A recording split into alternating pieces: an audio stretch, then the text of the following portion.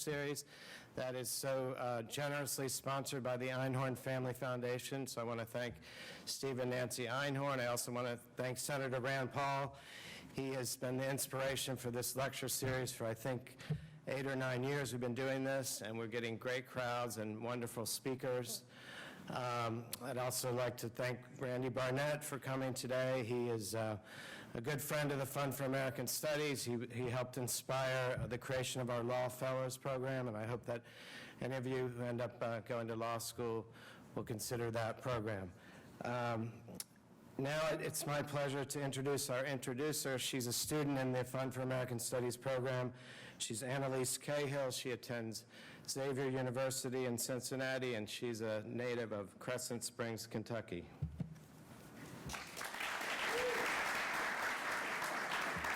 Hi, how's everyone doing today? Good, yeah, I hope you all are well. So it is my pleasure to introduce Mr. Randy Barnett, and I can think of no better way to wrap up our final week in Washington, D.C. I'd like to start by thanking the Fund for American Studies and Senator Rand Paul for hosting the interns for the summer lecture series. We really appreciate it. So Mr. Randy Barnett is the Patrick Hotung Professor of Constitutional Law at the Georgetown University Law Center. He's been awarded the Guggenheim Fellowship in Constitutional Studies, the Bradley Prize, and is currently a Senior Fellow at the Cato Institute. He's been published in over 80 articles, several novels, and now contributes to the Federalist Society, covering a range of topics from federalism and the separation of powers to criminal law and procedures. So with that, please join me in giving a warm welcome to Mr. Randy Barnett. Turn on one of these mics they gave me here. All right, everybody hear me okay? Okay, I can see you all fine. Thanks so much for that introduction. And actually, where did my introducer go? Oh, there she is. It's not you, it's you. All right, thank you very much for that. Thank you, Senator, for having me back again. I think this is probably the third time I've been here, the second time in this room, and it's good to look out and see all of your bright, shiny faces. I guess this is your last week, is that right? Is that what she said? So you got to head back to wherever you're going. All right, well, let me give this talk. It starts with a story. When I was 13, I played clarinet in the Hoover Shrum Grade School Band of Calumet City, Illinois. By the way, anybody here from Illinois? Okay. We routinely toured the Midwest, playing county and state fairs. In 1965, the band traveled to New York City, where we performed at the Kiwanis International Convention at the old Madison Square Garden. So I can actually say that I played the garden. We played another concert at the New York World's Fair, held in Flushing Meadows on that trip. Now, one of the wonders of that fair was a show featuring an animatronics figure of Abraham Lincoln, designed by Walt Disney, who rose to his feet from his chair to give a short speech, composed of lines from an amalgam of Lincoln speeches set to stirring music. That animatronic figure of Lincoln eventually became the centerpiece of the Hall of the Presidents exhibit at Disneyland and Disney World, a multimedia presentation and stage show featuring audio animatronic figures of all 45 individuals who have served as President of the United States. How many of you have seen the Hall of the Presidents show at Disney World? Right. Well, that started with the one figure about Lincoln in the New York World's Fair. That's what started that. Now, I was so moved by this performance that I purchased a souvenir record of Lincoln's speech that I would play on my record player at home and repeatedly. The Disney writers began with this passage from Lincoln's 1854 speech at a sanitary fair. The world has never had a good definition of the word liberty, and the American people just now are much in want of one.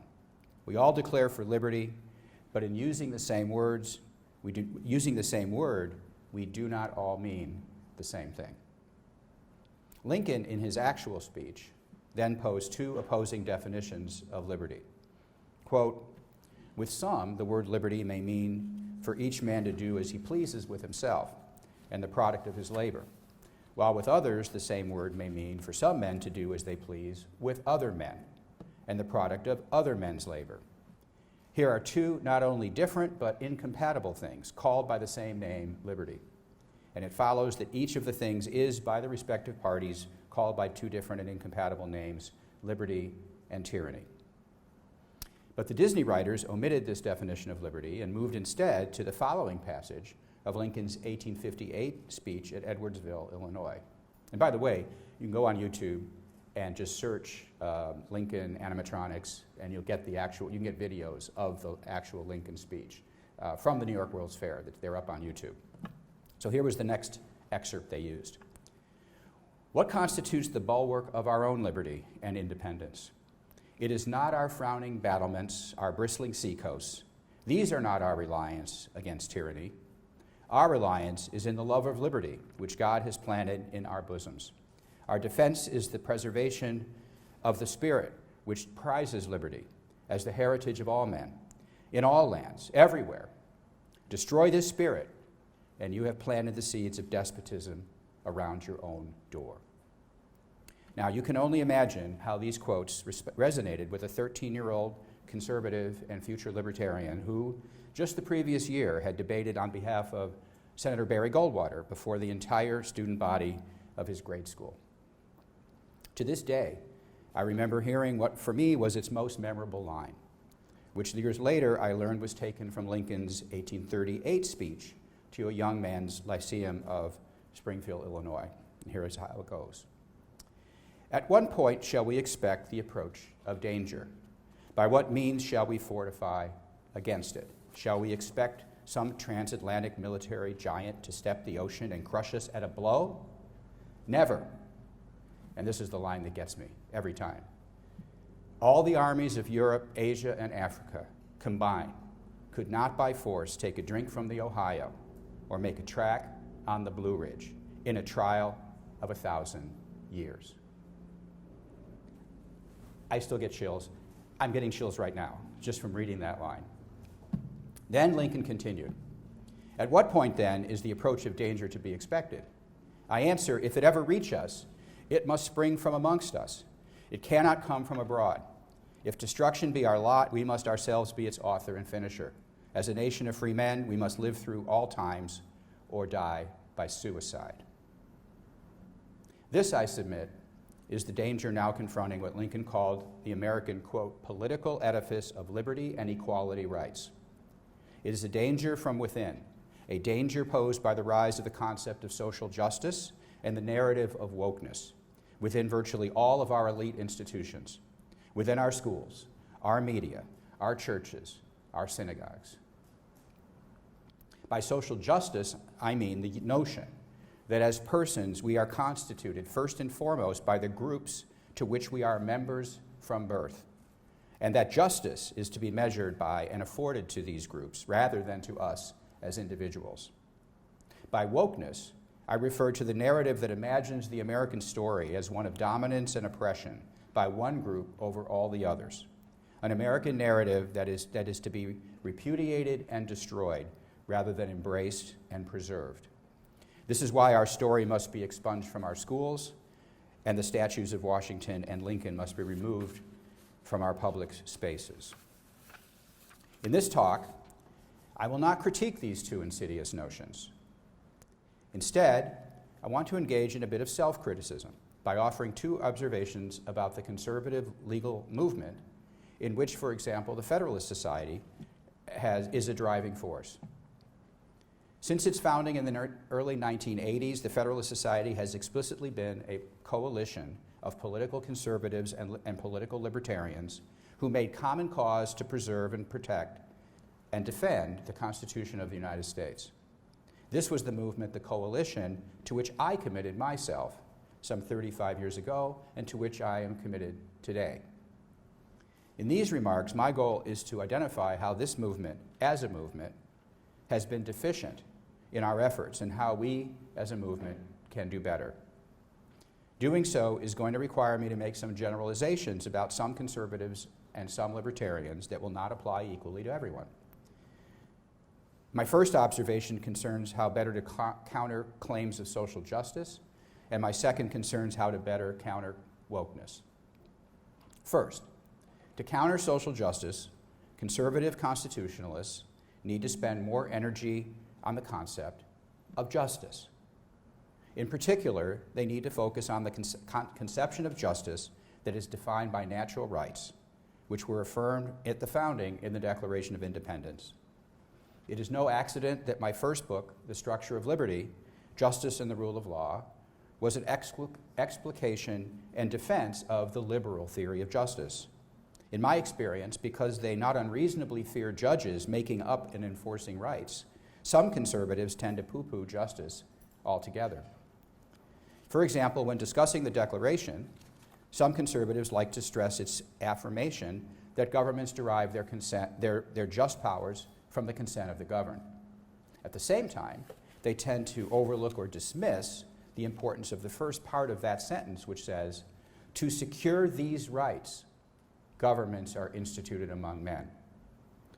Which rights were these?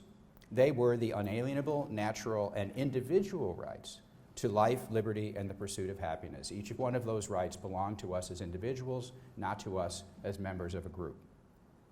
Indeed, some conservatives de-emphasize the role of the Declaration altogether, going out of their way to insist that the Declaration is not law. This was recently done by Justice Barrett in her confirmation hearing. In response to a question by Senator Ben Sasse about the role of the Declaration, she responded with this, quote, "The Declaration of Independence is an expression of our ideals, an expression of our desire to be free from England. It is not law, however. The Constitution is law. It is our governing document. While the Declaration tells us a lot about history and the roots of our republic, it is not binding law." And can I get a glass of water or something? Thanks. My point is not to single out Justice Barrett for special criticism, nor even to disagree with her claim about what is law. I quote her, thanks, because this instinctive diminution of the Declaration as our founding document is a fixture of thought for some conservatives. And it's such a fixture of thought that it just rolled spontaneously and smoothly and eloquently off her tongue. She was not prepared. That was not a prepared answer. That was just how she felt. The case of Troxell versus Granville provides another example. In that case, a majority of the court upheld the fundamental right of parents to raise their own children. Let me say that again. The fundamental right of parents to raise their own children. That is not a right that you see enumerated in the Constitution. Is it not a fundamental right of Americans? But it's not in the Constitution. In his dissenting opinion, the court upheld that right. In his dissenting opinion, Justice Scalia, for whom Justice Barrett clerked, conceded that this right was one to which both the Declaration and the Ninth Amendment refers. He wrote, quote, "In my view, a right of parents to direct the upbringing of their children is among the unalienable rights with which the Declaration of Independence proclaims all men are endowed by their Creator. And in my view, that right is also among the other rights retained by the people, which the Ninth Amendment says the Constitution's enumeration of rights shall not be construed to deny or disparage." The Declaration of Independence, however, is not a legal prescription conferring powers upon the courts, and the Constitution's refusal to deny or disparage other rights is far removed from affirming any one of them, and even further removed from authorizing judges to identify what they might be and to enforce the judges' list against laws duly enacted by the people.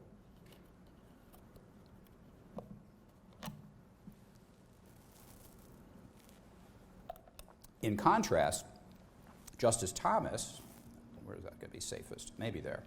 In contrast, Justice Thomas joined the majority and even argued for strict scrutiny. I suspect this de-emphasis of justice and natural rights stems from a preoccupation with the portion of the Federalist Society mission statement that says, quote, "It is emphatically the province and duty of the judiciary to say what the law is and not what it should be." This preoccupation comes at the expense of that part of the mission statement that insists that the state exists to preserve freedom. This singular focus on the proper role of judges at the expense of the liberal conception of justice based on the natural rights that define freedom or liberty is analogous to advocates of the free market who focus entirely on its efficiency rather than on its morality and justice.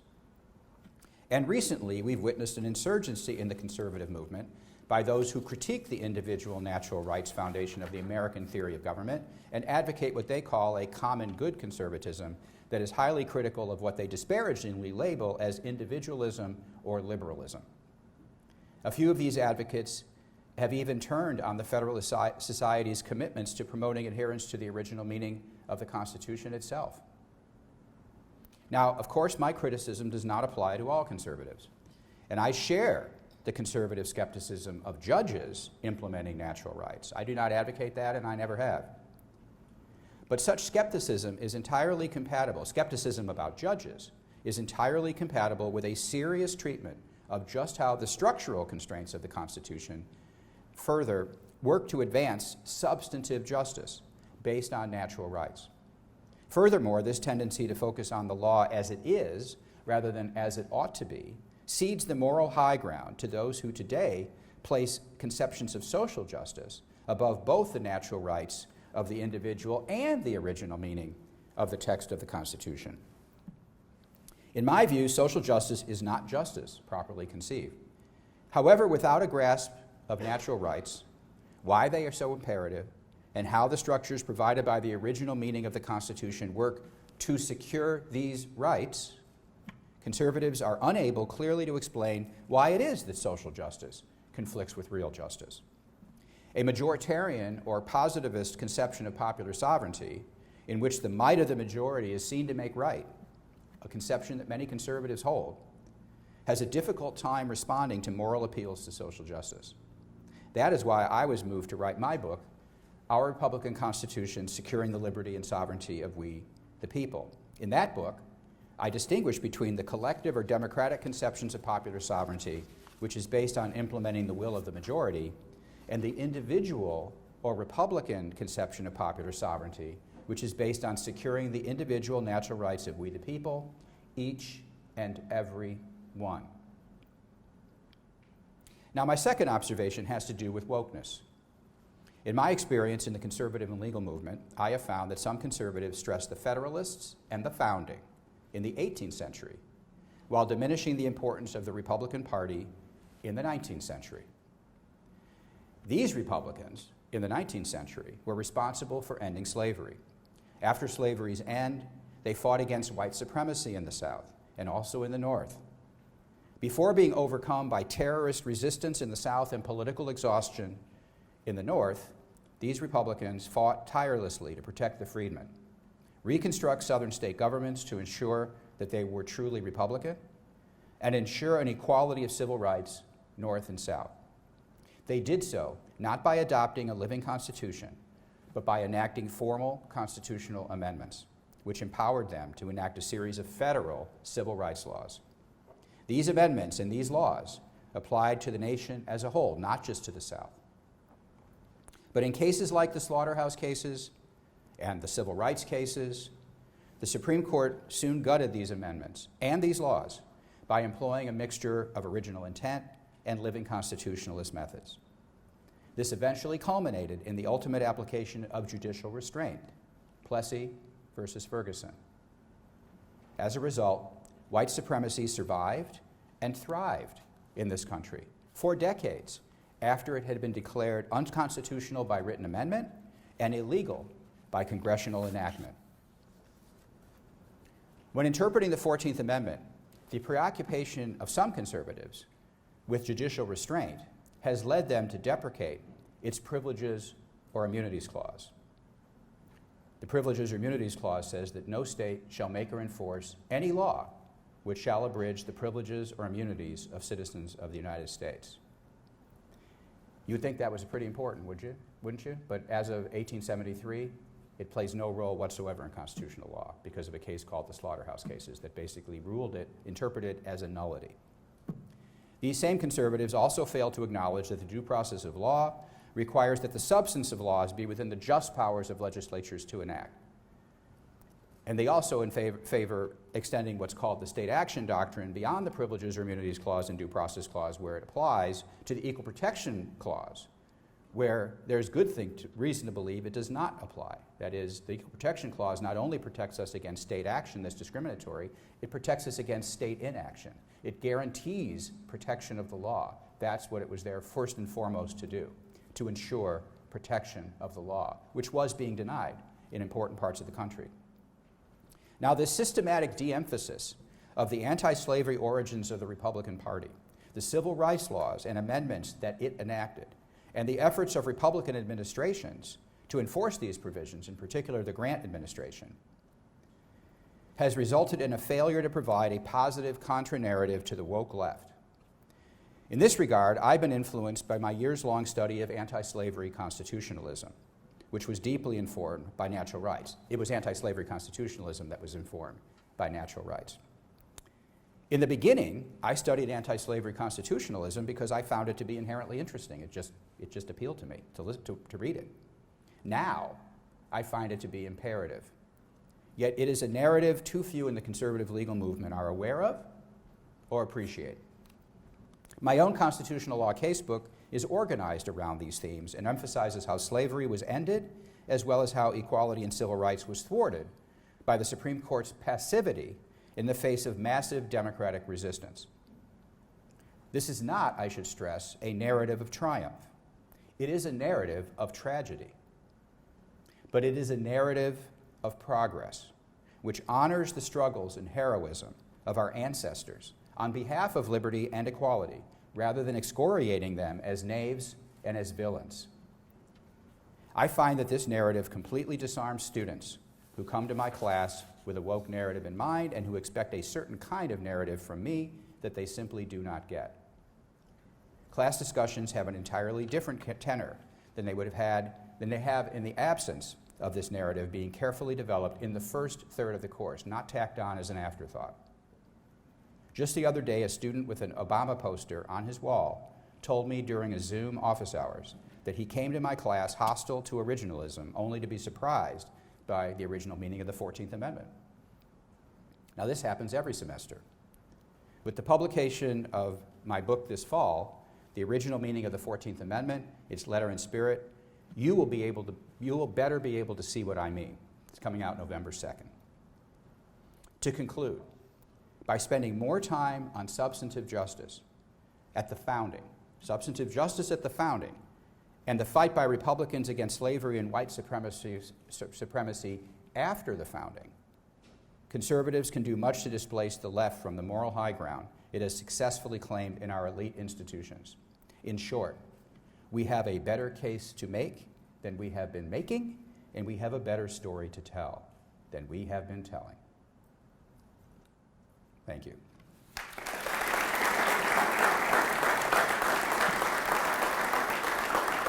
You got to go? Now, I'm going to take the prerogative of the first question. First question. Here's the mic. You want to use the mic? I was always fascinated when I started reading your books about this whole idea of judicial restraint versus activism. And I'll ask young conservatives, are you for judicial restraint? And everybody raises their hand. And yet it's I think as most contrarian positions are, it's a little more complicated than that. And so when he said Plessy versus Ferguson was upheld this terrible idea actually that we should be separated and we could somehow be equal to be separate, was judicial restraint. Conservatives were not for that. We shouldn't be. But there was so much where the court's actually active in overturning bad things that's actually good, at least from the liberty perspective. But could you just expand a little bit more on judicial restraint versus judicial activism versus the term you like to use, engagement? Right. Thanks so much, Senator, for that. The term judicial activism, so far as we know, was coined in 1947 in a magazine article in Fortune magazine by a historian named Arthur Schlesinger Jr., who was a Harvard historian, a New Dealer, someone who actually ended up being kind of influential in the Kennedy White House later on, in Camelot, as they used to call it. At any rate, he was doing a profile on the justices, and he saw how the New Deal justices were starting to break down amongst themselves into two camps, with a middle camp in between. On the one camp, he said there were the lions of judicial self-restraint, like Felix Frankfurter. On the other hand, he said there is this judicial activism that's associated with the legal realist movement of the Yale Law School. He didn't mention, because he was from Harvard, that the restraint guys were kind of from Harvard and the activism guys were kind of from Yale. So there was a bit of a Harvard-Yale split going on here. So what the restraint people were saying on the court in then is what they had been saying against the more active Supreme Court that was protecting property rights and freedom of contract from progressive legislation. What progressives had been saying against that is the judges should get out of the way of the Democratic majorities and let the Democratic majorities have their way. Well, Roosevelt eventually is able to name everybody on the Supreme Court because he serves 4 terms in office.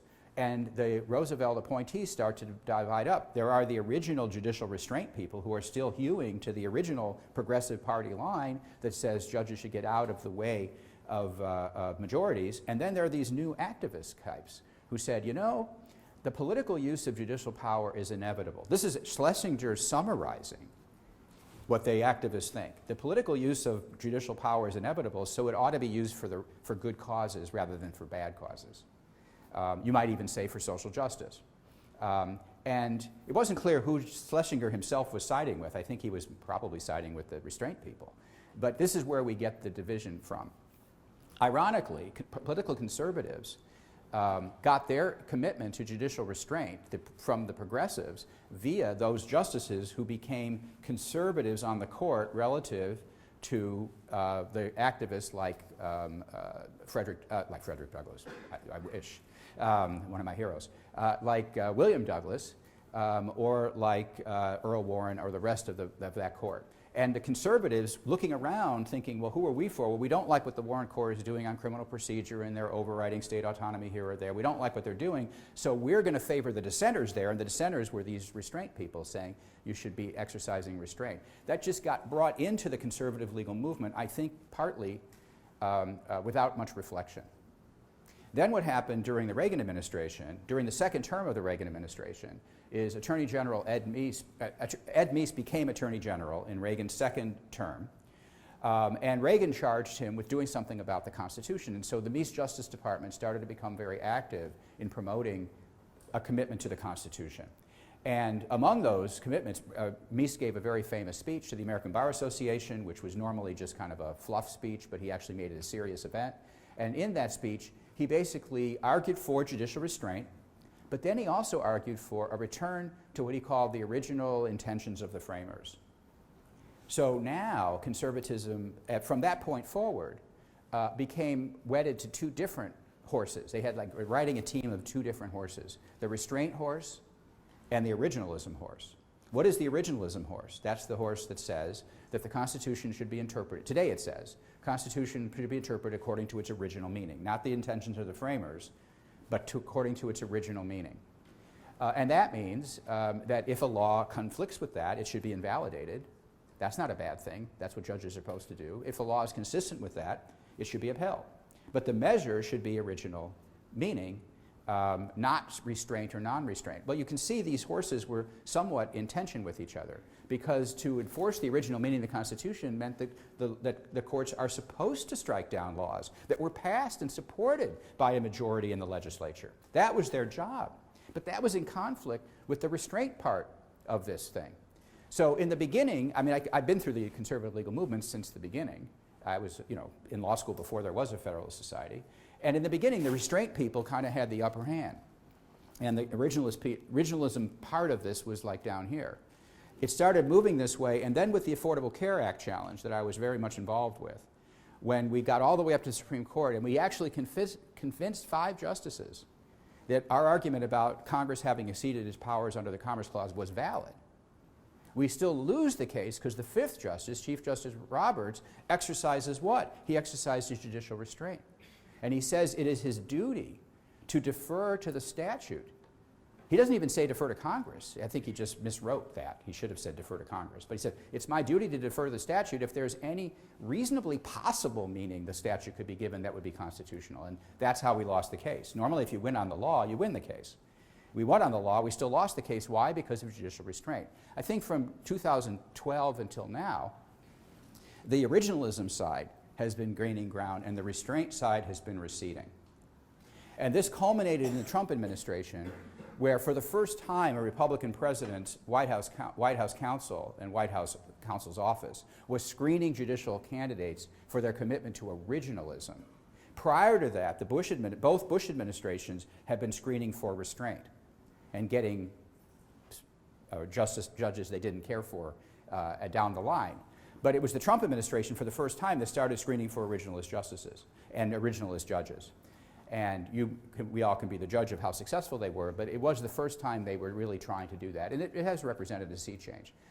So what the senator was referring to as judicial engagement is just another word. It's not important what word you use. It's just another word for saying that judges should be actively engaged in evaluating whether the Constitution has been followed by the other actors in the government, or whether it has not been.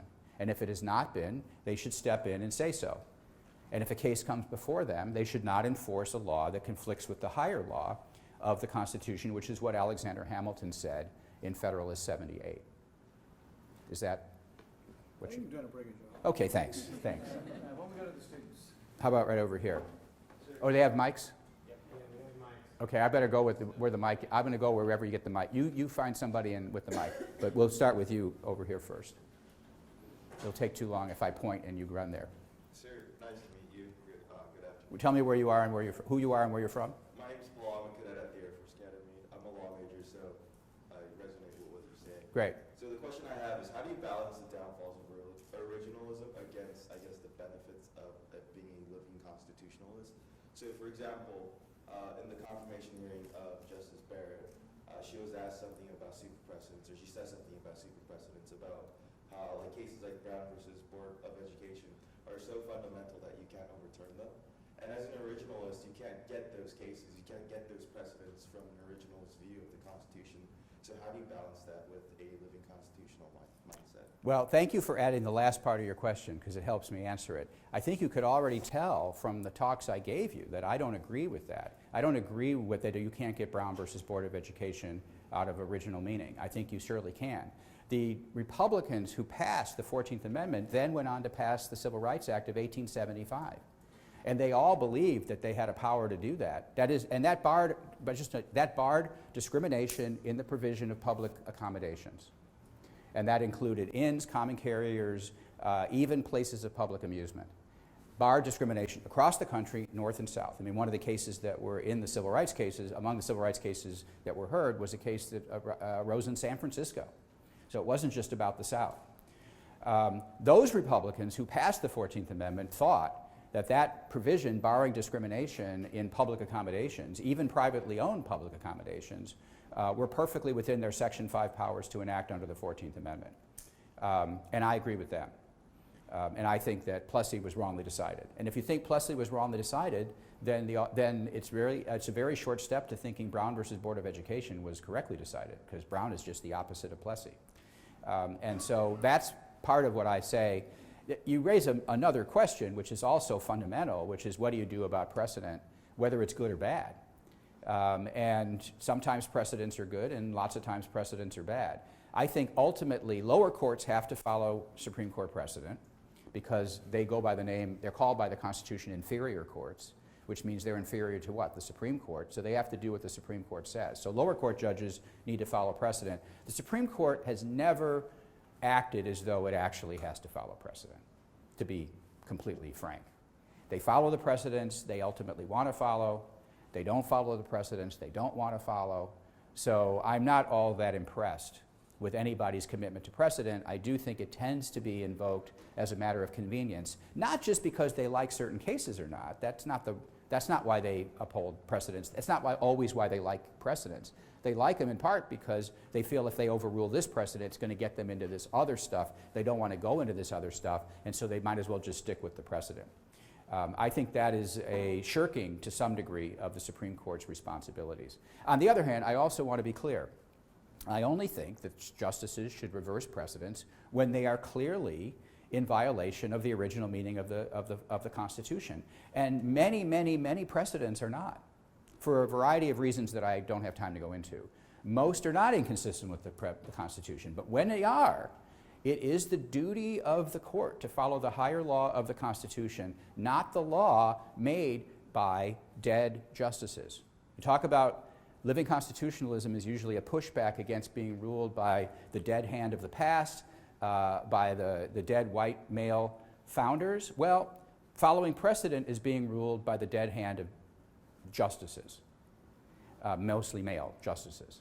And so if you're against being ruled by the dead hand, then you must be skeptical about precedent. And truthfully, most progressives don't give a hoot about precedent when their turn comes to control things. That's what the Warren Court did. They overturned precedent after precedent after precedent, and that was hailed by progressives in academia and outside of academia as a great step forward.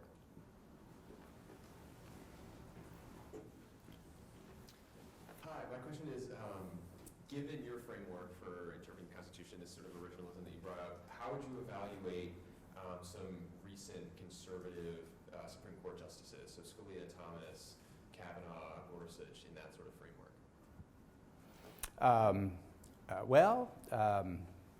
I know all of these people, and I like all of these people, and I'm not going to trash any of them today. But I do think some are a little more stalwart than others. I actually went a little far. I was the lawyer representing Angel Raich in the medical marijuana case called Gonzalez versus Raich, which none of you have heard of, but you all will read when you go to law school, because it's a standard case in the case books. It has to do with medical marijuana that the state of California said was legal and the federal government said was not, and I was the lawyer for Angel Raich, challenging the constitutionality of applying the Controlled Substances Act to activity that was legal under state law in this way. And Justice Scalia ruled against us. We lost the case 6-3. We got Justice Thomas. I'll just say once more, we got Justice Thomas. I'm not going to say good things or bad things about anybody, but we got Justice Thomas. We got Justice Rehnquist and we got Justice O'Connor. We lost Justice Scalia and we lost Justice Kennedy. And after that, I was sort of a little bit frustrated with Justice Scalia, and I wrote kind of a scathing article for me in a law review article. That was like the only payback I can have is, a scathing law review article. That's all I could do.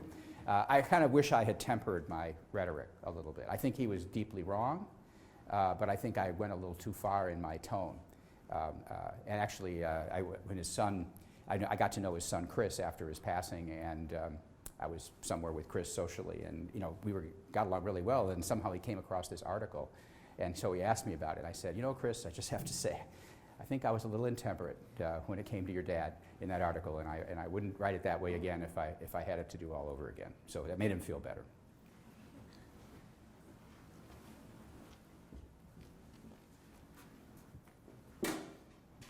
I would like to ask a question about narratives and what kind of arguments conservatives should be using, because there's also a certain critique of liberalism that is coming from the right, from people like, the big name is Pat Deneen, although I know Pat Deneen. But people like Pat Deneen or Alistair McIntyre, these kinds of people who do have a critique of liberalism from the right. And I'm just wondering if you have a critique or a response to that kind of argument. Well, I do. The most recent proponent of this is a Harvard law professor named Adrian Vermeule, who wrote a piece in The Atlantic arguing in favor of what he called common good constitutionalism, and really against originalism. I made an allusion to him without naming him in my comment about recently conservatives have been pushing back even on originalism.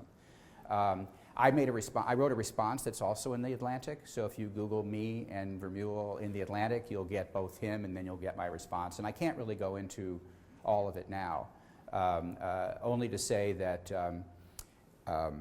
to the extent the argument, I'm going to limit myself because there's a lot of things I could say, but to the extent the argument is that judges should be pursuing the common good as opposed to following the original meaning of the Constitution, which is what he argues for, I say that the Constitution, if it's a good Constitution, which I believe it now is, I don't have to defend the original Constitution, I only have to defend the amended Constitution, that's the one we've got. If the Constitution is a good Constitution, insofar as it actually, if followed, would secure individual rights, that is a means to the common good. That is, it's one thing to say you're for the common good, it's another thing to say what is the common good and how do we get there.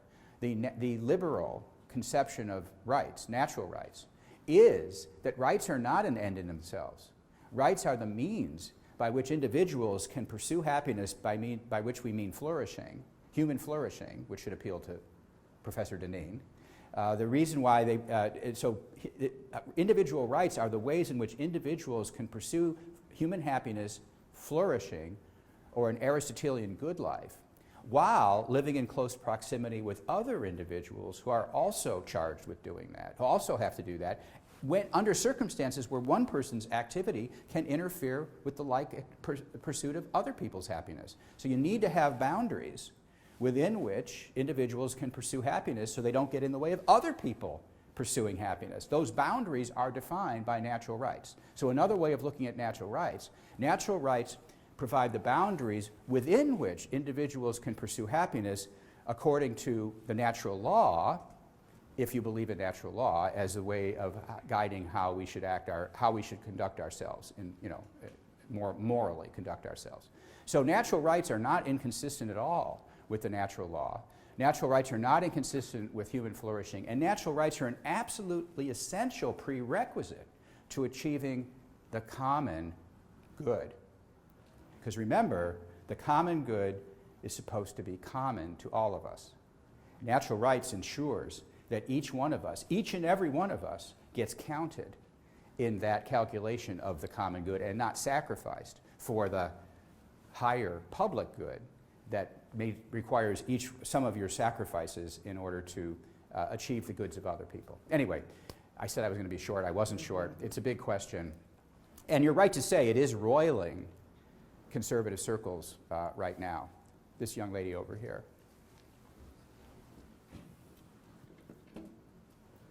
Hi, I'm Rachel Baker. I'm interning with Senator Sass. So I have a question kind of going off of that. What is one So did you appreciate my shout out to Senator Sass in my talk? Yes, I did. Okay, you'll have to tell him I gave him a shout out in my talk. What is one solution you see when it comes to balancing the social justice movement that we're seeing currently and these natural rights that you're talking about? I didn't catch the beginning of what you said. What is one solution you see when it comes to balancing those two things? Yeah, I thought you were going to, when you asked me about narrative, you started with narrative. I thought this is where you were going to go, and then you took me off to Patrick Deneen land, which, that's for whatever good it was that we did. I think you need to tell a story. People are influenced and committed by stories. They're not really convinced by logical deductions from first principles. I think logical deductions from first principles are super important. They're the way we check ourselves so that we don't go off the rails. But people are influenced by stories, and the left is telling a story. That's what this is all about. That's what this whole thing is about. They have a story to tell. They've been telling this story for a long time. They've been telling this story since I was your age. But now they've got some traction. They have managed to work their way through their elite institutions. And their story, which used to be more of a marginal story, is now being a central story. And part of the reason for that is we have failed in educating people on their actual story. And our actual story is a great story. It is not a utopian story. It is not a story in which right always wins out. It's a story that was very, very costly and involved a lot of struggle. But it's a story that puts us in a better place today than we have ever been before. And that is important. It's a story of improvement as opposed to a story of triumph. And we need to tell that story, but we need to learn it ourselves for the first time. You need to read about anti-slavery constitutionalism. You need to read who it was that was arguing for it and what they were arguing for. Law professors and historians dismiss their arguments in the words of one constitutional law professor, they were constitutional utopians. They were not. They actually had very, very compelling arguments. First among these people was Frederick Douglass himself, who became a constitutional scholar, who became a constitutional theorist. I should say theorist, not a scholar. He was a theorist.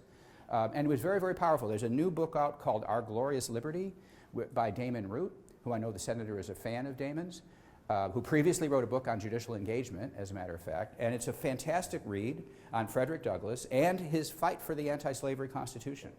Now, he was not alone. It turns out there were dozens of them. I wrote my stuff. I discovered one after the other. There are historians who do know about these people. I'm not the first person to discover them, but most historians don't take their constitutional arguments seriously. And it was their constitutional arguments that got enshrined into the Constitution in the form of a constitutional amendment. 3 of them, the 13th Amendment, the 14th Amendment, and the 15th Amendment. They won.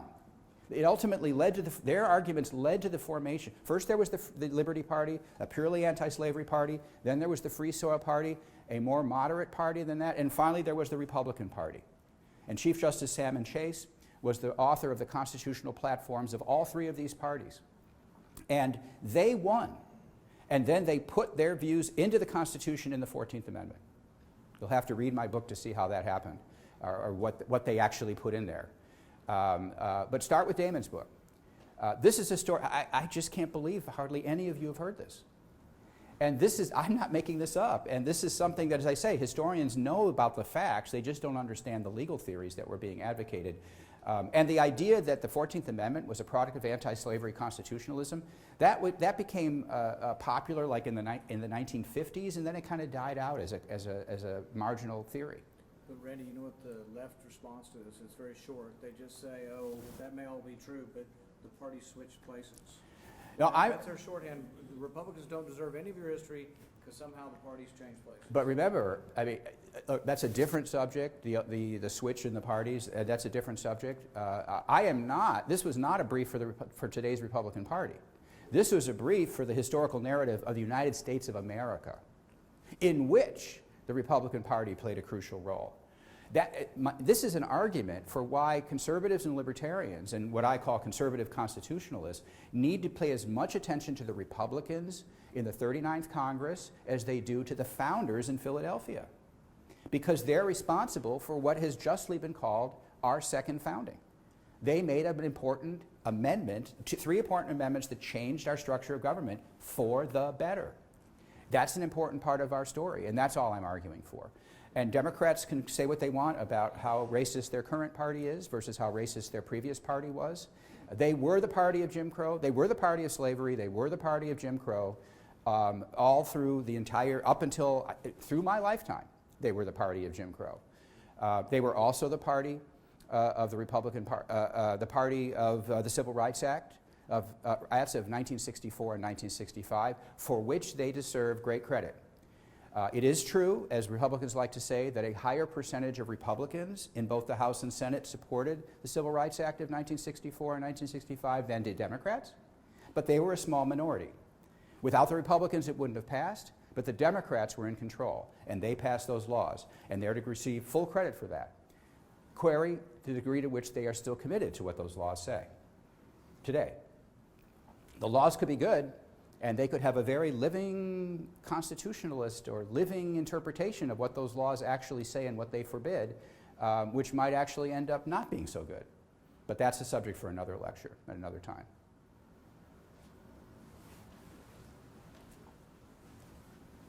Hi, I'm just curious what your stance is in the Supreme Court's role in the election integrity in 2020, and what you would say the constitutional, the originalist viewpoint for whenever there's a misunderstanding or where it comes to viewing the Constitution. Well, you sort of trailed out there at the end. You want to The original. give him the mic back. What the originalist viewpoint is to whenever there's a misunderstanding, whenever liberal justice views their stance on the Constitution. On the Constitution. All right. As for the election, I don't have a strong view on the election. I don't think we know that much about what happened during the election. We're not, for a variety of reasons. So I don't have a very strong view on that. I do think that there were some serious legal issues raised in Pennsylvania, for example, by the fact that the Supreme Court there, after lawsuits, changed Pennsylvania election law in advance of that election in a way that seemed to violate the Pennsylvania Constitution. But beyond that, I don't have a very strong opinion and I certainly don't have an originalist opinion about that. By the way, one of the disadvantages of being an original, one of the great things about being a living constitutionalist is you can have a constitutional opinion on everything. And your constitutional opinion on everything is, if I like it, it's constitutional. If I don't like it, it's unconstitutional. And then I just have to marshal the strongest arguments on behalf of the conclusion I already know. That's fun. That's great. If you're an originalist, you have to sit back and you have to look at the text and you have to think what is and then you have to do some research into what it might originally mean, and that all takes work. So it's a little harder, and it means that you don't have opinions about everything. And so so what I do is I have opinions about the stuff. I'll give you an example. So I just testified last week, 2 weeks ago now, before the President's Commission on the Supreme Court, which is studying court packing and other proposals. And I have my view about what the purpose of this commission is as a practical matter, why it was set up and what it's going to do, but I'll put that to one side. So I was asked I was on the panel on court packing to testify. So I wrote up my testimony, and I started working on this, and I started saying, well, I think court packing is a bad idea. Everybody agrees that court packing is permissible, but I think it's a bad idea, and I was about to write up all my things about it. So I decided to say, but before I did that, I thought, what is the authority? What is the constitutional authority for, the reason why people say court packing is permissible is because Congress sets the number of justices, and it has always set the number of justices. At some point it was as few as 6, some points it's been as many as 10. For 152 years it's been 9, but Congress sets the number. So it seems perfectly constitutional for Congress to change the number, right? No problem. That's what everybody thinks. That's what conservatives think. They don't like the idea, they're opposed to it on policy grounds, but they think it's constitutional. But I started thinking, I said, and this is something I do know about, what is the law, what is the part of the Constitution that gives Congress the power to set the number of justices? Well, there is no express power to do that. It's the Necessary and Proper Clause. And what does the Necessary and Proper Clause say? It says Congress shall have, at the end of all its enumerated powers, it says Congress shall have power to make all laws which shall be necessary or proper for carrying into execution its foregoing powers and the powers that are resided in the other departments or offices that are created by the Constitution. And by department, they're referring to it includes the Judicial Department, which is the judiciary, Article 3. So they get to use the Necessary and Proper Clause power to carry into effect the judicial power in Article 3, and that's perfectly fine. But what does the clause say? It says that such a law must be both necessary and it must be proper. And it turns out there's actually law on that, including NFIB versus Sebelius, the good law we made in that case when we got 5 votes that held that an individual insurance mandate might be necessary to the Affordable Care Act, but it was not a proper exercise of congressional power. We got 5 votes for that. So when I started evaluating, I realized that it's one thing for Congress to set the number of justices.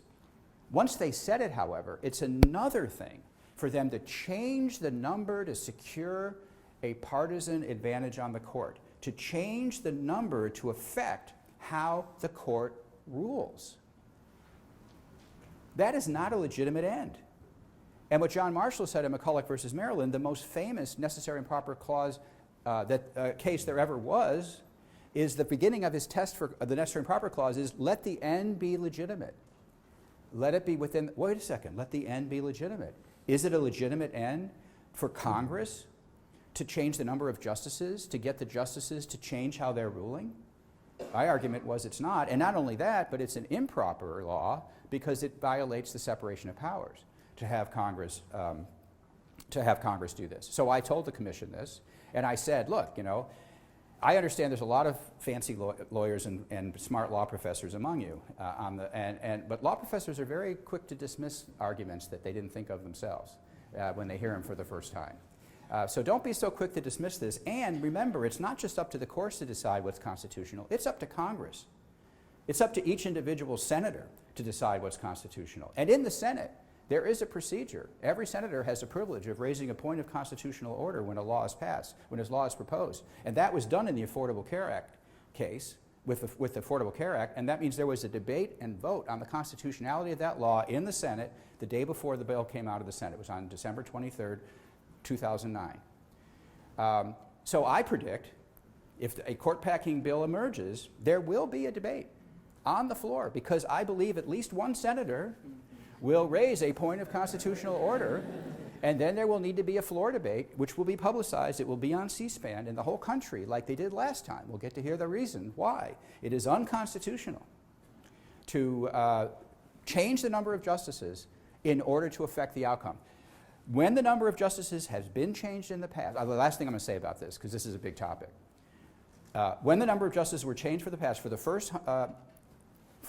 with all but 2 incidents, they were changed to reflect the number of circuits because justices were charged with being the appellate courts. There was no court of appeals. So you had the justices rode circuit and they served on the appellate courts within the circuits. And as Congress added new states, they added new circuits, and then they added new justices to match the new circuits. There was an ideologically, politically neutral reason for why they had to expand the number of justices. There were 3 occasions in which court packing was tried.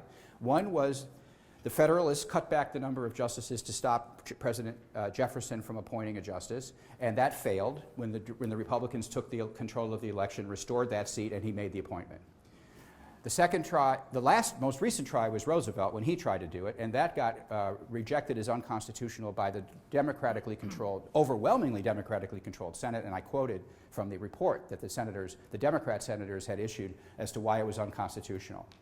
And then there was those two failed. There was a successful example of court packing, which is when the Republicans cut back on the number of justices that Andrew Johnson, who was thwarting their efforts to fight for the freedmen and against white supremacy, they didn't want him making justice appointments that would obstruct their civil rights agenda, and so they cut back the number of justices, and when Grant gets elected, they restored that number. That was successful court packing. The only time it's been done successfully. That doesn't make it a norm. It's been a norm for 150, it was a norm before that, and it was a norm for 150 years after that, that doing that for that reason is not an appropriate reason for doing it. And there was actually no retribution taken by Democrats because Johnson was such an odd person out. He was not a Democrat. He was not considered to be a Democrat, nor was he a Republican. He was Lincoln's vice president. And so the Democrats, when they came into power, they didn't do anything in retaliation for what the Republicans had done to Johnson. To Randy's point on the constitutionality, the last time it was raised in the Senate was during the impeachment, the last impeachment of President Trump. I raised the question, is it constitutional to impeach a former president? I lost, but that was done at the very beginning, and I lost with 41 votes in favor, so everybody knew from the outset that there wouldn't be an impeachment.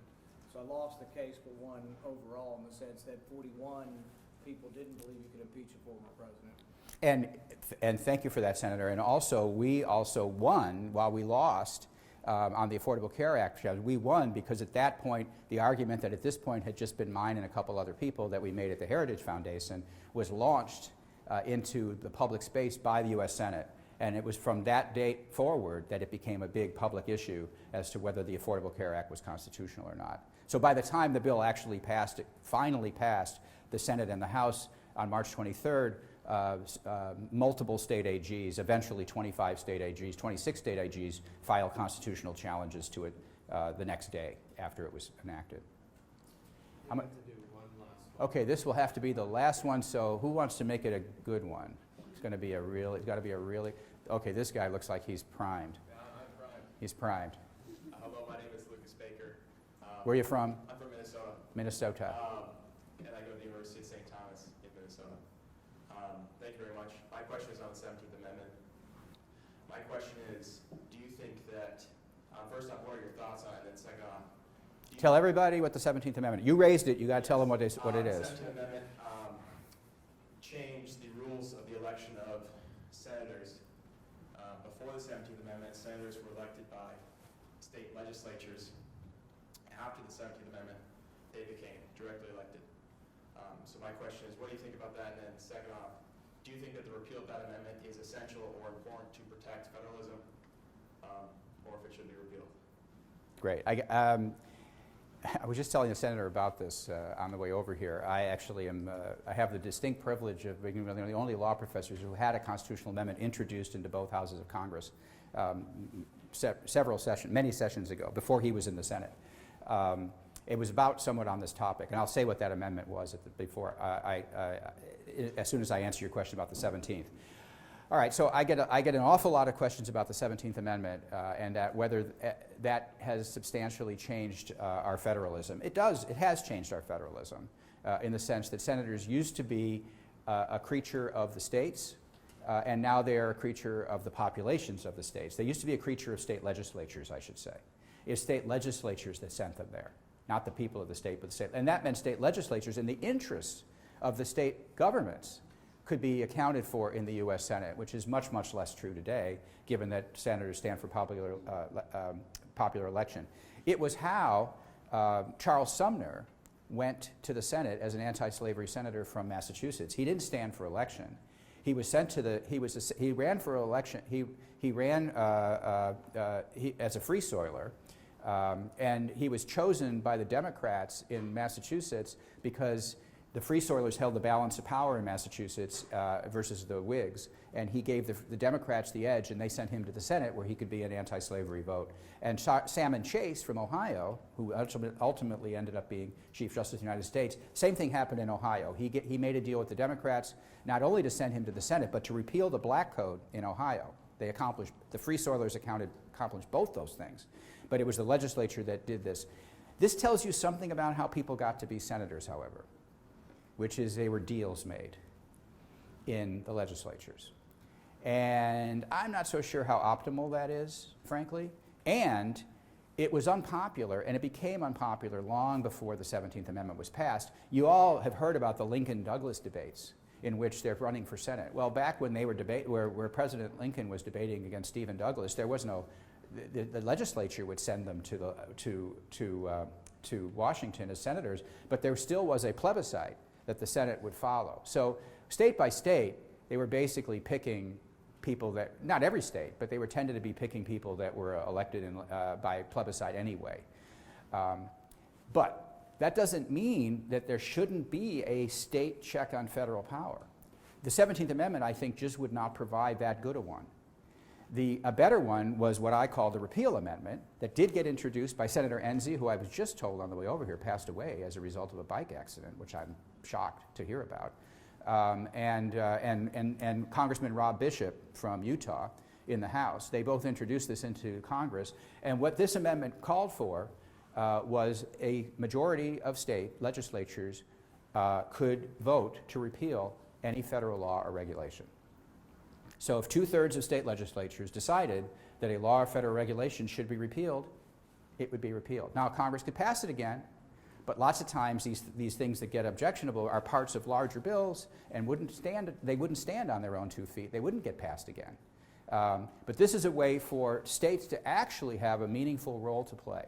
There was a movement a small movement in favor of this, which is how it got introduced in Congress, and I did a lot of TV. I did a CNN show with Eliot Spitzer. When Eliot Spitzer had a show, I was on his program in New York debating Eliot Spitzer about this.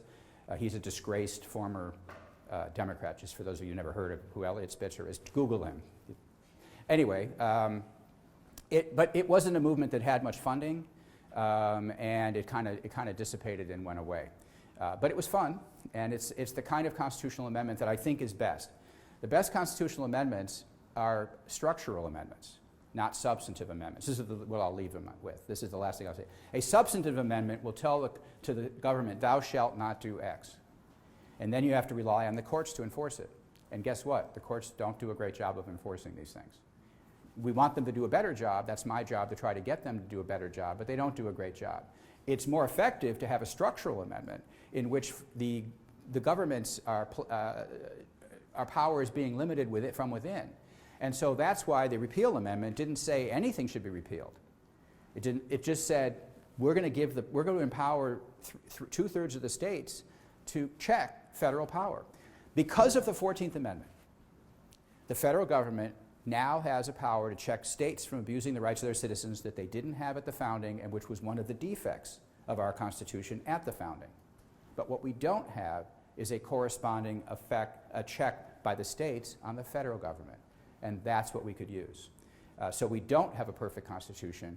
What we have, I think, is a Constitution that's worthy of respect and which will actually lead to the common good if it's actually followed. And that's the challenge for you in the future, to get us to the point where we will have justices and judges and senators and congressmen who will actually follow the Constitution of the United States, which protects the rights of each and every one of us. Thank you.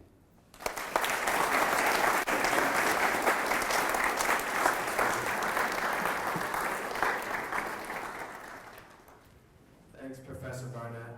If you don't follow him on Twitter, you should. You should also read his articles and buy his books. Make sure you get back. Okay. I'll walk with you for a while. That's all right. I got to go back to my car. He's got to pick up my license plate. I got to take off my mics. Is he on the way, or is his office on the way if we go with him or not?